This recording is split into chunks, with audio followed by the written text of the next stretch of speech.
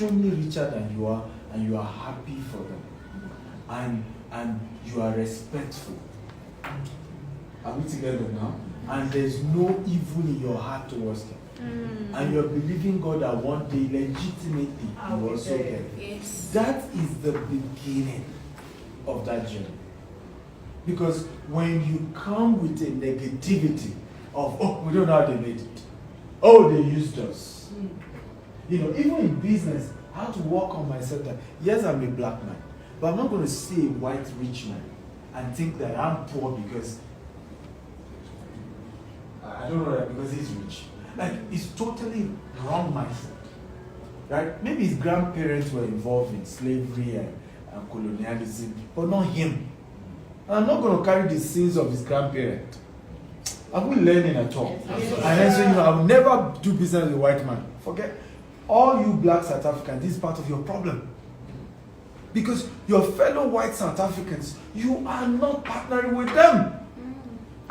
And guess what? They own the country. They have all the money. Whether you like it or not, you know, the money is there with them. Are we learning at all? And whatever appetite or no appetite, I mean, if Nelson Mandela that spent 26 years in prison will come out and forgive, I keep telling people, I cannot do what Mandela did. I cannot do it. I just can't do it. Even if I will forgive, first thing I will do is to take everybody's wealth. If you're white, all your money, I'm taking it. You know, we're taking it. But that is a man that then showed the path that everybody needed to do. Are we learning at all? He has shown the what? The path that what? Everybody needed to do. Which is to say, if we will be better people, we must partner with these people. We must look at their strengths and leverage on it and move to the next level. It's the same thing we do even amongst ourselves, blacks. So those Nigerians, they're too clever, eh? Yeah. But the best way is to leverage on their cleverness as an asset to move the continent forward. Even in Nigeria, you know what they say? I'm a Yoruba man, all those Igbo boys. Who's Igbo? And I tell people, if I'm the president of Nigeria, all the latest technological inventions will be in Igbo land. I don't know that you understand what I'm saying. Yes. Because I want to tap into the positivity Yes. of that. Yeah. Because every human being, every tool is a tool for either good or bad. Am I making sense at all? Yes. The same way it could have been used for evil, it can be used for bad. For good, right? So the same way, being a white man was synonymous to slavery, was synonymous to apartheid, was synonymous to colonialism, right? Partnering with a white man could be synonymous to tremendous wealth that can still help the African country. Is this making sense at all? The same way that, some Nigerians are, into crime and have messed up the brand, right? That same way, there are a lot of those same Nigerians that could be instrumental to turning around the entire destiny of the whole of Africa. Are we learning something at all? Yes. The same way, the Fulanis, some of them were involved in killing people. Or the Igbos, some of them are always aggressive or try to be clever. You can use those people to turning around the fortune of Nigeria. And I share this with Abubakar, that how many of you noticed that what we are discussing right now was what the story of the Indians used to be, and the Chinese. In the 70s, those of you who are older, in the 70s, in the 80s, even in Nigeria, right? The Indians were the people that you despise. Right? The perception is that, they were into a lot of diabolical stuff. Remember the myth that there was a football match? Who remember? I think you remember them. Yes. And the Indians were banned because there was 99 goals scored against the other opponent. Because they just used voodoo And the goalkeeper was just saying lion. I was running away from the goalpost. That was the perception of Indians. Today, is that the same perception? No. India runs the whole of Silicon Valley. Yeah. Right? Same thing with Chinese. And I'm telling you, watch it, the same thing will happen to Nigeria. Amen. The same thing will happen. I can't wait. Give it a few years. It will evolve. The perception of Nigerians, are we together now? Years from now, will be like, those guys, they are big in tech. They are big in this. They are big in that. They are big in, you see what Afrobeat is doing? That is, all of you love Afrobeat. They are vulnerable. Okay? Are we together now? But the same thing works, whether Nigerian, whether it's South African, black South African, white South African, the same mentality needs to come on board. Are we together? Come on, are we together? Yes. So, honest what? Relationship. Can you tell your neighbor honest relationship? Honest relationship. Part 7 of the book, part 7 of Billionaire Code, it talks about mentorship code. Now, in the mentorship code, I shared how I failed in almost 20 businesses. Almost 20. I sold popcorn, I sold electronics, I've sold books, I've organized trade fair events. I mean, all manner of businesses I've done. And at some point, I felt it was diabolical. I felt the witches in my village, were too powerful. They were really after me. But years later, I realized that it was no witch for me. There was no voodoo anymore. It was that I didn't have mentors in those businesses I was doing. I was going into businesses without mentorship. Look at, those of you who are working with Mr. Michael, right? And she was talking about she was going to start a business. What's your name again? Huh? Fortunate. Your names are unique here in South Africa. I feel like taking some of them away. Right? Fortunate, for example, has learned so much from Mr. Michael and he's been like a mentor, right? You came, the two of you now, he's your mentor. And I realized that once you lack those culture and those principles, you're not going to succeed in business. All great businesses work because you look for somebody who is ahead of you and you go and say, can I learn? Right? And what happens while you are learning what works and what does not work. And by the time you start your business, you scale faster than somebody who didn't have much mentorship.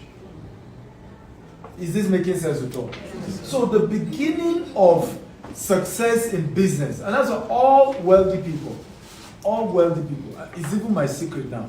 I no longer do any business, right, except I am sure I have a mentor or a partner who is already successful, not that he will soon be successful.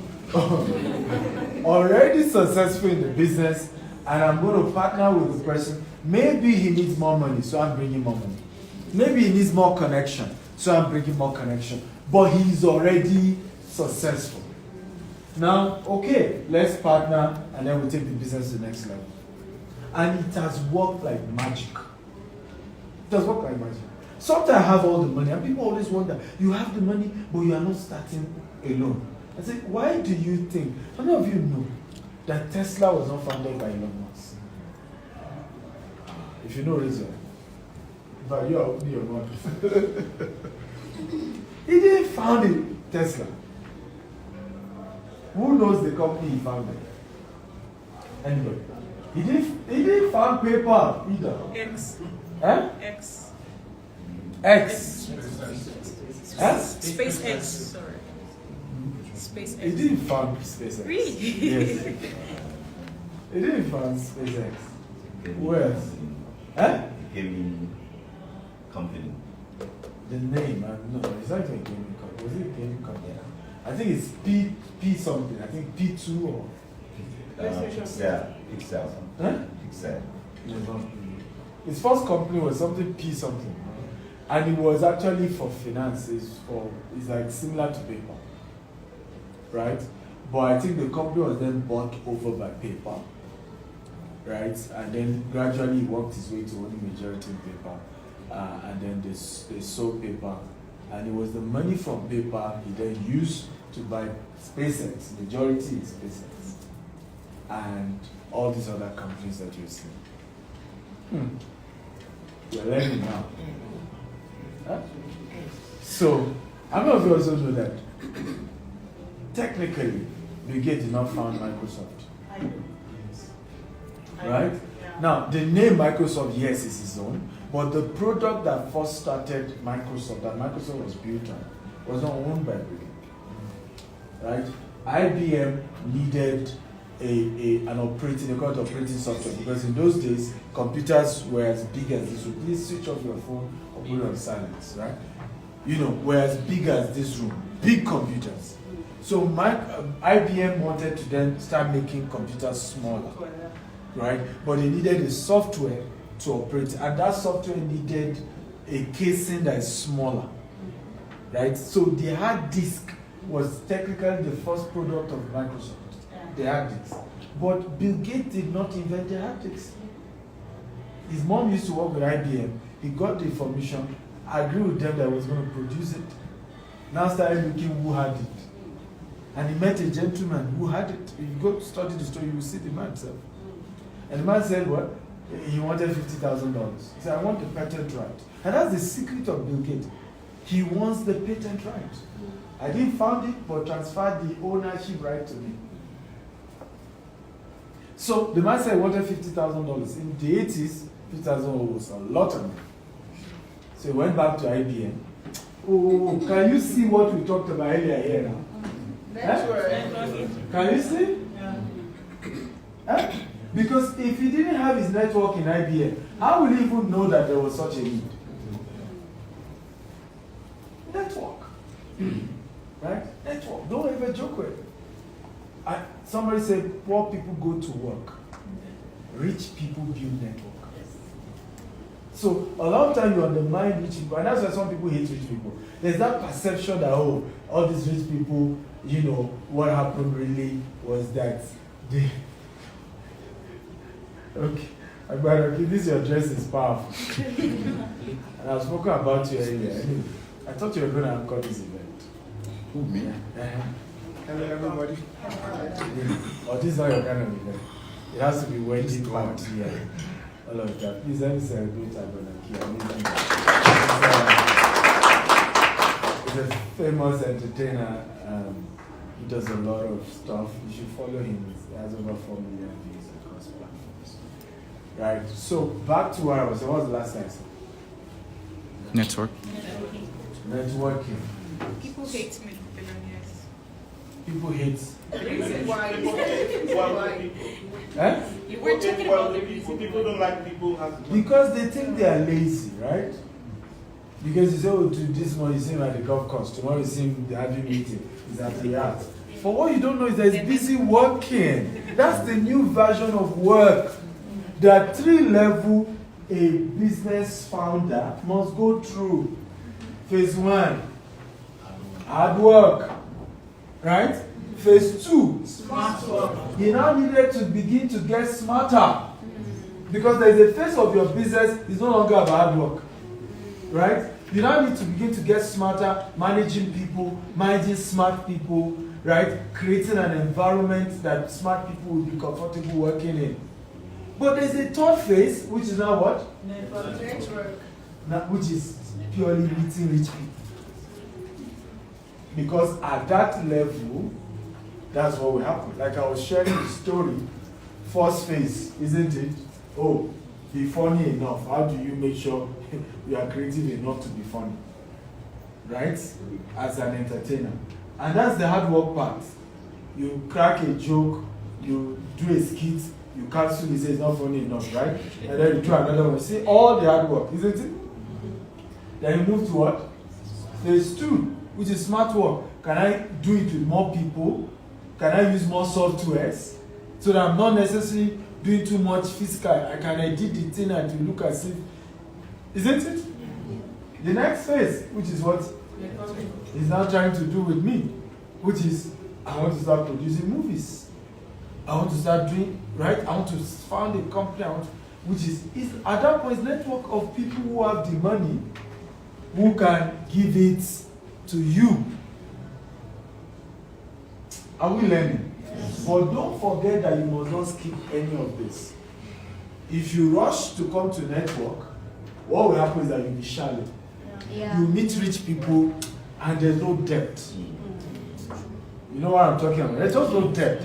You're shallow. And you just wonder, what did I do? This person is not excited about me because even your ideas, everything is just shallow.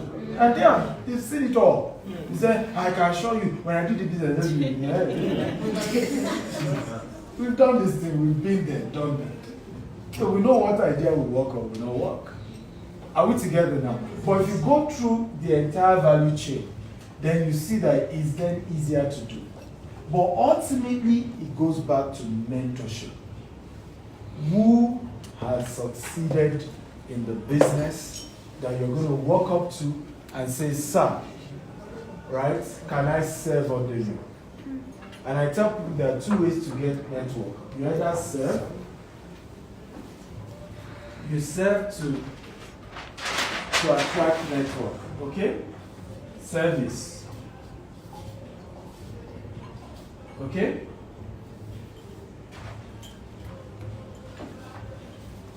The second way is to what? Is to pay. There's a third version. You serve and you what? You pay. There's a royal family in Dubai. They're trying to come to Nigeria. And I got to know about it. I said, you know what? Consider it done. Flights, hotel, On me. all on me. On me. Logistic protocol on me. That's service plus what? Pay. My husband was saying show off that I'm showing up. Really? Well, that's how to network. I'm showing up. That's how to network. Because what will happen is that the next time you will see a video, just like a lot of people were shocked with my video with Isama, she gave her a video, right? Being hosted by the royal family of Dubai. Say, hey, that guy, you don't even know how he does it. I think it's the anointing. I think it's grace. I don't understand. Okay? We served our way. Am I making sense at all? Yes. Because what I learned about rich people, they don't like to owe. Their ego won't allow them. Rich people don't like to owe. I'm not talking about owing banks, so they owe. In fact, that's what they do. Their whole life is owing the banks. But they don't like to owe the banks. So if you do a favor to a rich man, he wants to pay you back. And he wants to show that he can pay better. So I'm always making sure that those who are richer than I do, they are owing me.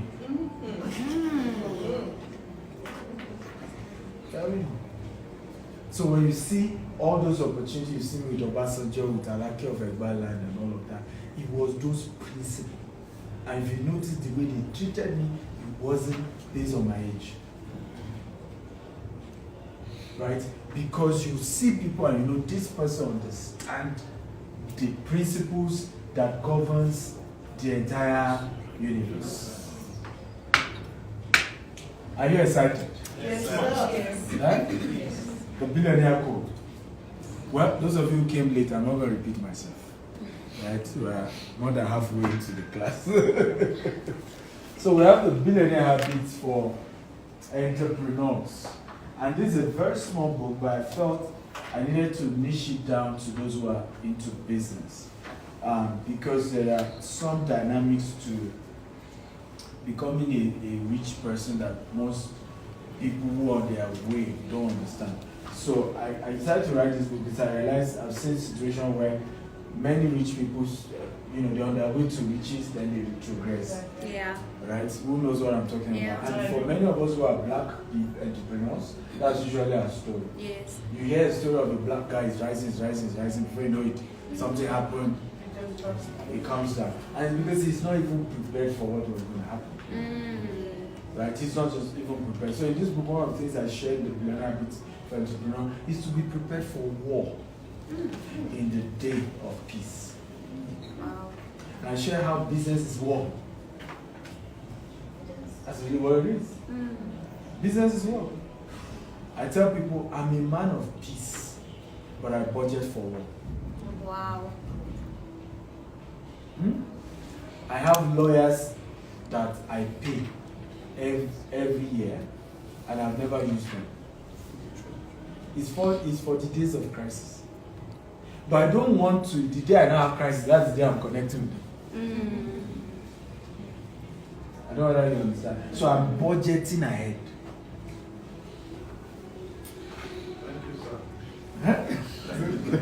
Because this dimension, most entrepreneurs don't know it. Yeah. So when it happens, they begin to feel like did I do something wrong? It's normal. You must understand how growth works. People, okay, I'll give a practical one. Those of you who are Nigerians will relate to this. There's an artist called Naira Marley. There was a time the Nigerian government had an issue with this guy. The court was full of this guy's fans. They were ready to burn down the court if they were to do nonsense. The same guy, they burned down his house 3 days ago. Same youth I used to shout the same guy. So what happened? Who can guess? What happened? Mobile's dead. Yes, nobody's dead, but what happened really? What could have led to people who used to love you, right? Suddenly turn against you. Death or no death? I mean, there's no evidence that he had hand in it. There were stories of old videos and all. But I can assure you, burning down that house wasn't just the mobile death triggered it. There is already boiling resentment against the man. So who can guess? Does this happen to any successful businessman, rich man, and it's global? It's not Stopped connecting.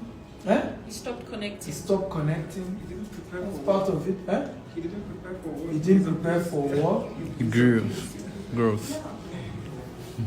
It's, Growth.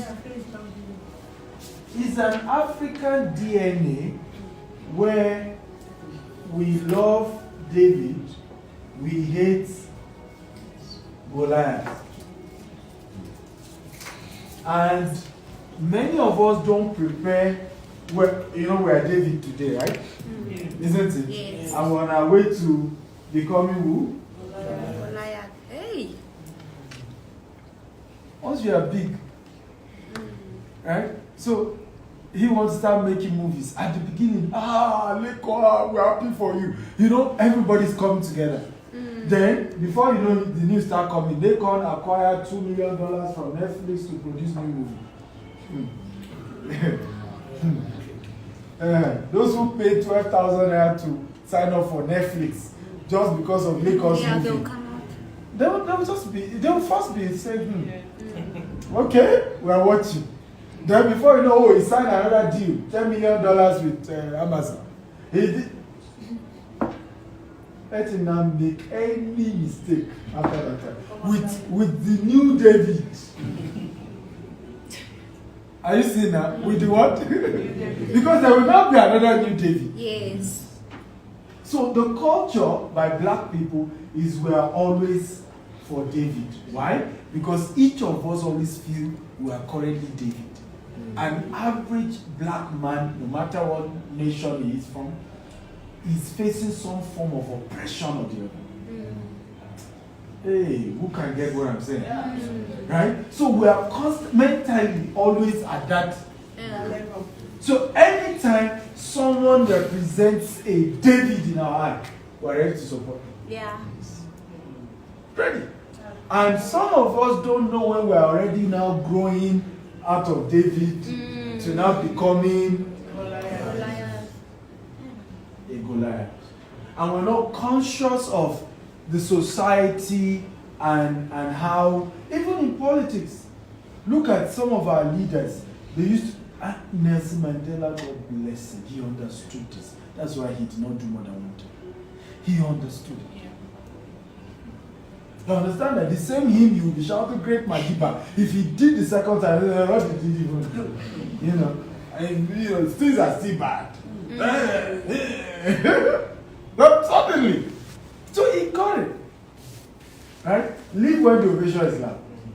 So oftentimes, people oftentimes will be wondering, why does it that when doctor writes, you could feel that he's connecting with poor people, even though we know he's a rich man, because I understand this concept.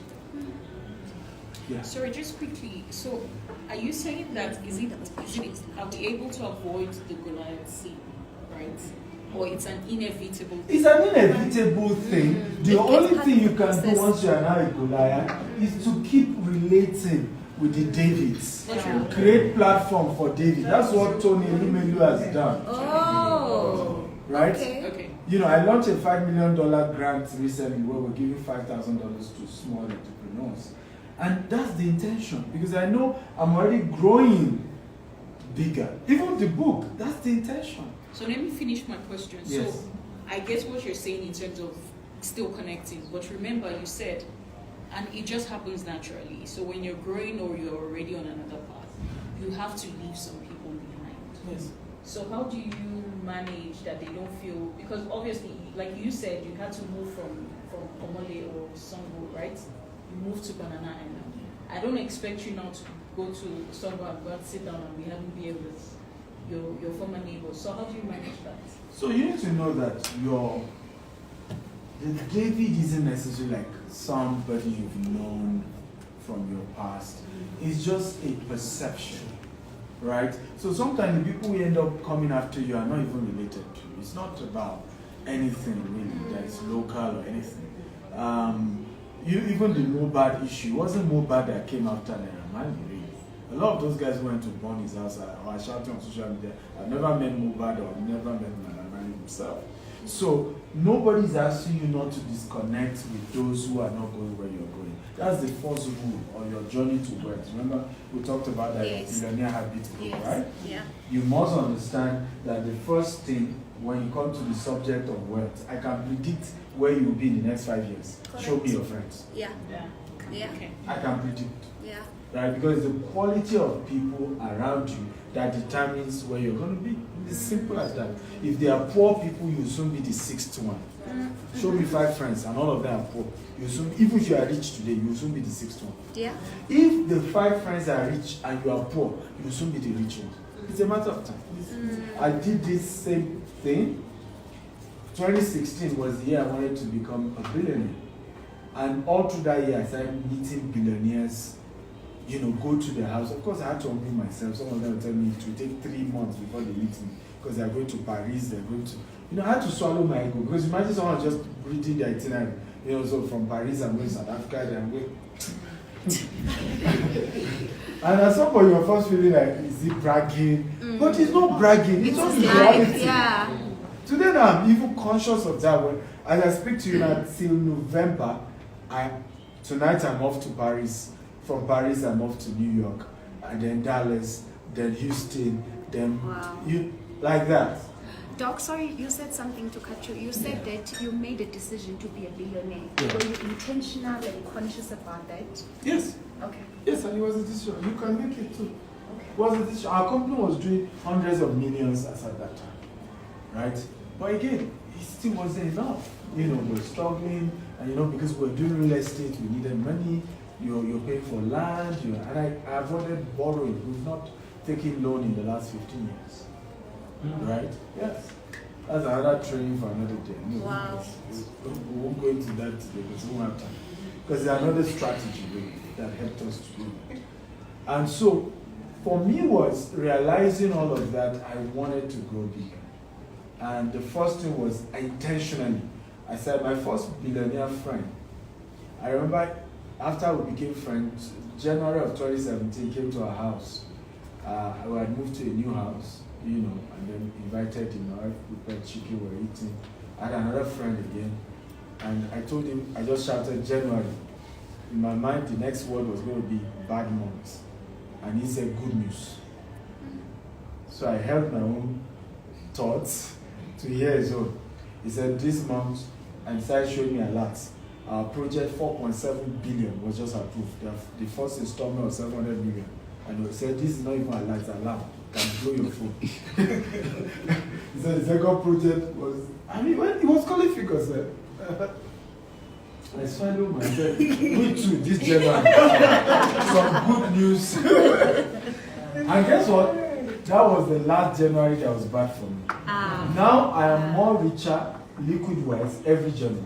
Wow. And it has even helped my business because January, It's the quarter. most people are poor. Yes. So properties that I wanted to buy, that I said I was going to pay 700 million, they said no, over my dead body. January, I would just dangle 200 million deposit. You know, I'm ready. Right? Because I already broke. You need money. So I evolve a whole, but you see how just a relationship can just turn things around. Okay? But so that we don't lose that thought, because this is part of the major issue you face as your business begins to grow, is that people will naturally come after you. It's normal. There's nothing you can do about it. Someone was just sending me 2 messages of somebody who literally was circulating some mails, negative mails about me. And I just told the person, I said, well, the legal department have taken it up, but there's nothing we can do. Right? As you grow higher. And I said something to the person, I said, but in reality, this guy is just giving me free advice. Because a lot of people who know you, until someone starts talking about you negatively, then they will go and check you out. And when they are checking you out, I say, but It doesn't match. it doesn't look too bad. Then they will give it time. Then 6 months is at the middle of them. So, in fact, major growths always occur in times of crisis. Yeah. Major growth. In fact, the major way people then blow is through crisis. One practical case, I don't know if you South African know him, is called Obi Kobana. You know, he did the burial of his mom. He was everywhere, right? Before you know it, EFCC one day besieged his house. It was a mess, right? But since that time, he had opened bigger companies. Yeah, I don't know that because that just took him to the next level. I remember 2015 or so, DSS came to my office. I was running training like this in my office in Nigeria. And DSS are like Department of, they work with the president. And they came with heavy guns. And now, a lot of the poor people that heard about it were like, hey, yeah, sorry, hope that, you know, everything was fine. All the rich friends I knew, you know what they said? They said, oh, your level has changed. Wow. For the president to be after him, welcome to the next level. I kid you not. You see, totally opposite. Right? And I can assure you that's what happened to Obi Kobana. At that point, a lot of more rich people were more comfortable doing business with him. I'm telling you. I mean, so be ready for that. So in the book, I shared a lot about the challenges entrepreneurs will face. There's nothing you can do about it, and how you can then prepare for them, because they will come. Am I making sense to talk? Yes. Somebody was spreading some false news about a company, and you know, another lawyer, we have a lot of law firms we work with. Another lawyer had been dealing with the issue, but the guy won't take it serious. And I said, let Falana office deal with it. When they got a letter, Falana is one of the biggest lawyers in Nigeria, SA. When they got a letter, even his lawyer, everybody behaved. But imagine you didn't plan to have had a lawyer like a Falana on your side. I'm not making sense to talk. In fact, some newspaper company, once they heard from him, they pull out of, you know, releasing that negative publication. So understand that you're in business. There will be a time, there will be crisis. Prepare ahead. You know, have those foundations so that when they occur, it's not that they won't occur, but it's mitigated. You don't totally lose your reputation, you know, by what somebody else is saying. Yes, you want to ask a question. You guys are not waiting to finish all the questions. But let me take it quickly. No, I got lost. So book number 4 is called Becoming a Billionaire Land Banker. So here I shared stories about how I started buying land in commercial quantities. The first land we got, and remember again, remember the network we talked about, right? So I've always been doing, our company started as a digital marketing firm. We're a bulk SMS company. That's why we started with 15 years ago. We were just selling bulk SMS to people. It was 8 years ago we diversified to real estate. So I was really training in our office, teaching people how to use the internet. One of the skills that I know how to use very well is digital marketing. Today I work with a lot of influencers. And when they try to talk, I just laugh. Because they don't even know that I even have, diploma in digital marketing from the UK. I'm going to way back. We're one of the pioneering digital marketing firms in Nigeria, right? And work with top multinational, Chivita, BZ, MTN, GT Bank, right? So that's really how we started. So one of those trainings I was telling that I was going to go into real estate. So after the class, a man approached me and said to me, you said you were going to go into real estate. I have 250 acres in Ikorodu, right? I can give you 50 acres. I know you're a man of integrity. As you sell, you pay me, right? My true story of how I started, right? But prior to that, I had already been selling real estate property for others, and I was getting commission, which is also go back to what I talked about earlier. If you are not faithful in that which is another man, who will give you? Remember I talked about that the real success comes by serving. Many times you don't even know what you will gain, but just go sell. Oftentimes one of the things people admire about building a relationship with me is that you see that genuinely I care about your growth. Genuinely. And I intentionally had to build that culture. Right? And I realized that is what had always then opened more door for me too. Because if you are not faithful in that which is another man, who will give you your own? When people know that it's always about you, you are not thinking about their own interests as well. You won't be well. And really for you to be a billionaire, you use 2 things called OPT and what? OPM. So if you notice this, everything is about other people. So if these people who needed to help you already believe you are stingy, not stingy, you are self-centered, then you won't get them on your side. Other people's time, other people's money. Right? Am I making sense at all? We just increased salary of our top staff, and all our general staff were increasing their salary by 100%. Right? Took some of them last month to Rwanda, all expense paid through. But actually all my staff is in our company, they ever leave Nigeria for the first time in their life. Wow. Right? First time. OPT. So people someone was still saying it to me, where were we? He said, when your staff call, the passion. He said, what do you do? I think someone was asking that question, I think it was in Benin. So what do you do? You could see that they take the business like it's their own. Right? Because they know that the organ we have, if there is money, we'll share it. We'll enjoy it. Right? OPM, other people's money. People invest with you, I don't give them returns. It's wild. Right? It's wild. So I didn't borrow money from the bank, but I have an investment program. People invest, $5,000, $10,000, $100,000, $200,000, and they get their returns. Sometimes we go through hell to make sure we don't disappoint, to make sure we pay. But when those things are there, the business is unstoppable. So the man said, you're a man of integrity. You have capacity to sell. I'll give 50. Now, you would think that's good news, isn't it? So we went to the land, only for us to be seeing water. In fact, it was trees they were using to point where our own land will start from. And then in the layout. So I took one of my friends who is into real estate. He looked at the land and said, don't bother.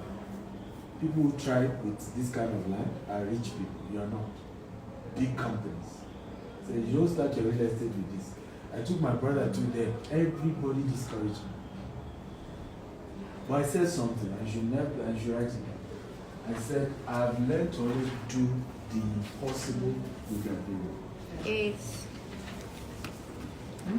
I have learned to always do the impossible with the available. And any time you, even for those of you who are Christians, check through the Bible. Everybody God has called, they had to do the impossible possible with the available. Yeah. David had just 5 stones. He was to kill somebody who is 5 times his height. The stone was what was available. But he had to do the impossible. Is this making sense to talk? Because many of us have not scaled our business because we are undermining the available. We are looking at the available and saying, it's too small. Right? If it can just be bigger, if I can just be like this other person, if I can just have more. So we started. So I take people to the land. I will show the map. Now imagine what was thank God for God. Because we were selling a property and we're using our competitor who happened to be the one to give the first 50 acres. So because the entire place was water, so it's only his own gates that was unfilled. So I practically bring my client to another man's estate, and then on his signage, he then has the map of the entire area. So I will say to them, we bought into this man's place, our own property starts from this map, because you can't even see the thing. And started getting, we had Mesa Ibe, we had Laura, celebrities to start endorsing inside that water. Some of you are too ashamed. Yeah. It is foolishness to be shameful of what is feeding you. Some of those celebrities, when we started, will be saying, no, they can't come, they can do video. I said, no, you have to come. Because if you don't come, what happens if one of your fans buy from us and eventually say we're scammers? Won't you join to also say, well, I didn't know, I've not been there. So come and see what you are selling and see how it looks and market it the way it looks. Those who will believe, will believe. Will believe, yeah. Today, we are talking about over 30 estates and we're going to 200. I thought you would clap. Right? But to have despised the available waterlogged land, I'm not making sense to talk and say, it's waterlogged, can you imagine? So, what's funny today is that we say John Road, we fence the place. That's it. And the place is growing every day. But some of those land I bought then, 500,000. Some I bought 1 million. They are now going for 15 million, 30 million, 50 million. And some I bought 300 plus, some 1,000 plus. So multiply. So you can do the same. Right? I'm hoping next time I come to South Africa, we'll do maybe 2-3 days on real estate, because this is a book review, and I'll go in depth into how to go into real estate and some of the powerful things you can do. But you can do it. And I'm challenging a lot of us who are black to begin to take real estate seriously. Because that's what the white people know that we don't know. You go to America, you're seeing 3rd generation ranch, isn't it? Yeah. 4th generation real estate. You are seeing 5th generation wealth. Even here in South Africa, not the white South African. It's 3rd generation, asset and wealth. Yeah, we blacks.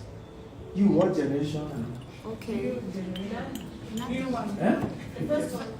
I'm not making sense at all. For me, for example, I'm the 1st generation that you can even say has some wealth. I was sharing the story of how I met my father-in-law, why he refused to give me his daughter.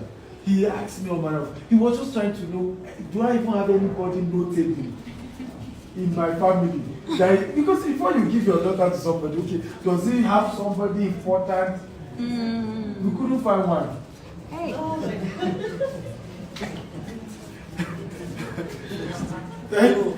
We couldn't find one. Right? Today, now everyone in my family uses my name to introduce themselves. They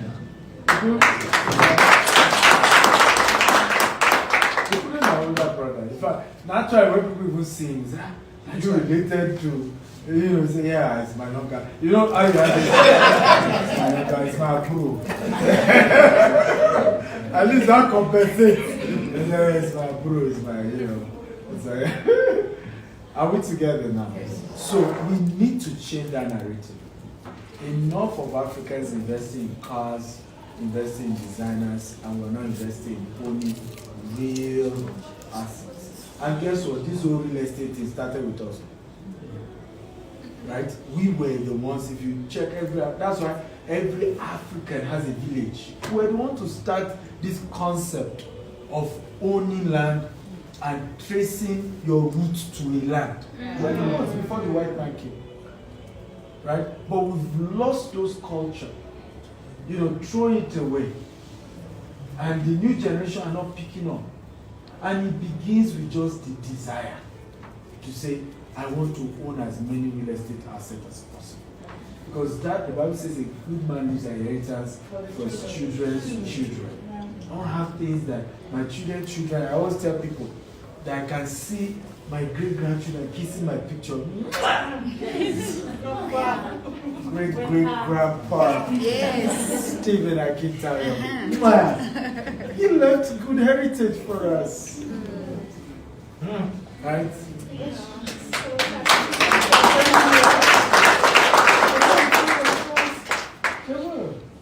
Have you noticed that no matter how terrible a rich man is, right? If he takes care of his family, they love him. Yeah. They love him. He's not the one that is irresponsible. So, but they are loving him because they know that even in the evil, the wealth is still left for them. The whole thing is still being done for their own sake. So a good man leaves an inheritance for his children's children. So, how many of you are pastors? The last one is Billionaire Habit for Pastors. So we have one pastor. So if you're not a pastor, you're a pastor. If you're not a pastor, you can buy it for your pastor. I think it will help. So I wrote the book. It's forwarded by Emmanuel, and why I made him to forward it is because he is a pastor that is a billionaire. He's into real estate. He has never used his pastor as a reason to deceive members. He makes his money and probably will use his money to help the church. Right? And I did this book when I realized there was a lot of debate about how pastors are extorting members. And I could empathize with both parties because I could relate with both. My own father was a clergy, and we were poor because he chose to say he's a pastor. My mother, who is a civil servant, is hustling to raise us. Because my dad would pray for people. Before he prays for them, he would make them to vow that if God answered their prayer, they will come and say thank you, to come and give him something. But they will never. So we grew up knowing a father who never was physically was there, but never financially was there. So I could empathize that, as much as we feel a lot of pastors are extorting, there's so many pastors who are even struggling, who are even poor because they decide to become clergy people.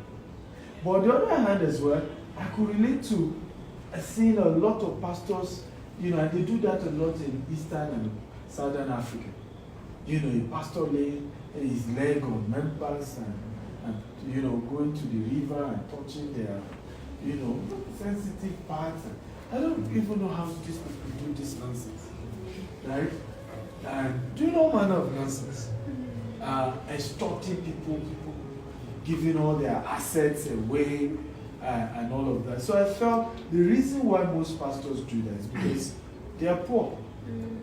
And they've not figured out how to make money for themselves legitimately. Yeah. Right? This is the same issue African politicians are facing. Yeah. One of the reasons why Western politicians are less corrupt, not that they're not corrupt, they are less corrupt, is because there is already an official pathway to how a politician can make money legitimately in those parts. Number one is writing a book. Right? That's why if you notice, they all write books. After, even Hillary, despite that she lost, remember, she wrote a book. And from that book, at least, maybe you've spent, I'm just giving, of your own personal money, $20 million. That book in itself can raise you another $100 million, at least for the first signing. Michelle Obama, all of them, they write books, right? Because it's a major, because in their own case, unlike me that I'm self-publishing, we're trying to encourage people. If I were to be in America now, for this book now, first of all, I'm even signing a check of maybe 20 million, that first of all, aside royalties that will now keep coming later. So they have structured different ways that politicians can make money legitimately. So they don't go into government trying to, steal. They know that once they leave, there are ways they can create money legitimately. So I realized the same problem pastors are facing in Africa. Right? So in this book, I share 20 businesses pastors can do that will not even affect their job, their ministerial calling, and can legitimately, and why this was also important, that's why I said you should buy it for the pastor. Any pastor that does not understand business, right, will never raise successful business people in their church. Yeah. Because the day the church has a crusade, and you have a business meeting in New York, and your pastor wants you to be there, he will ask you to sacrifice the business meeting for the crusade. But a pastor who is an entrepreneur, I don't know how to say, no, go. Because the seed you will sow will still help us fund the crusade. Do you see the mindset now? But, and so we are having issues where a lot of people even attend churches where their pastor is anti-wealth. Right? And you're wondering why you are fasting, you are praying, and nothing is happening. Because even your pastor doesn't even understand how money works. And money does not answer to prayer and fasting. Oh. That one is for deliverance, for healing. Money, that's why all the richest people don't believe God exists. I still watched a video today, they were asking Elon Musk, do you believe in God? He said, well, I believe in the idea that there's some explanation to how the universe was created. Yeah. But yeah, I'm not religious. Try. So, with all the prayer of your pastor, how much money does he have? Bill Gates also is an atheist. Right? So all these rich people don't believe there's God. You believe there's God and you're still poor. Something's wrong there. Yeah. Right? Because the concept of making money has nothing to do with whether you pray or fast. It's principles. And whether you believe God, if you practice it, you get the same. You don't believe God, you practice it, you get the same. It's just like the concept of day and night. Right? Because you're a criminal, does the sun refuse to shine on you? No. They say, okay, I will not shine on the criminal. Once it's day, it's day. I'm not making sense at all. Once it's night, it's night. The same thing with the laws, and that's why I wrote all these books. Because if you can just follow these principles, 5 years from today, your story has changed. Right? Your story has changed. Who is interested? Who is enrolling? Yes, sir. Thank you so much for coming. Thank you.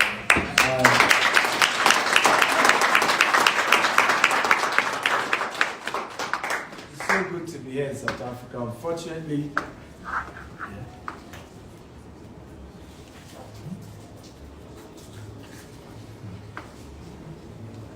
so who is the representative of the Consular General? I heard he said representative. Okay, welcome, sir. How are you?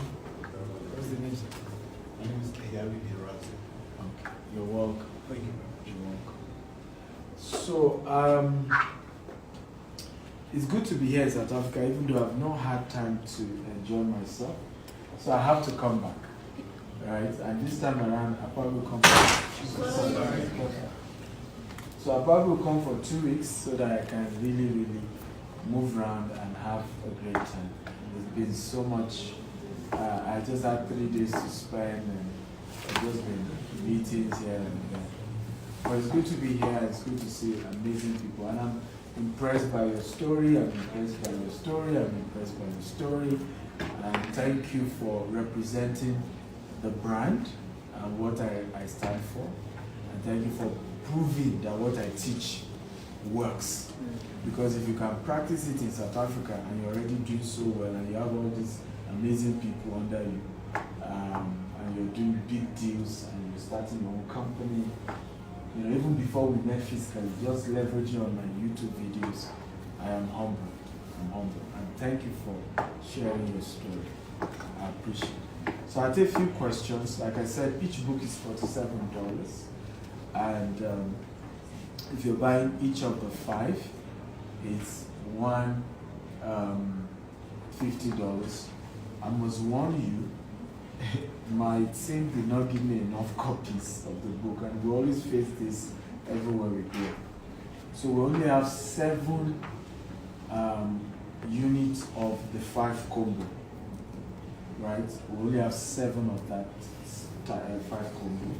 And then for the Billionaire Habits and the Billionaire Code, we only have maybe another 15, because I need to take some to Paris, right? And like I said to you, but the good news is you can buy soft copy. You can also buy on Amazon. The only thing is that I won't sign it for you. This one I will sign for you. We'll take pictures together. So which is why people always love to buy directly with me when I'm here. Like I said, the goal is not to make money. The entire unit we have is not to my flight ticket. Talk less of cost of venue, hotel, and all that. So it's not for making money. It's to change the mindset of the people. And what will gladden my heart is that the next time I'm coming to South Africa, just like those 3 people I pointed, you can share your story and say, hey, I started following you, I read all your books, and this is how, you know, my life has changed. Are we together now? From the values I saw in the book and that I practice. Now this gentleman came first, and he flew all the way from KZN. KZN.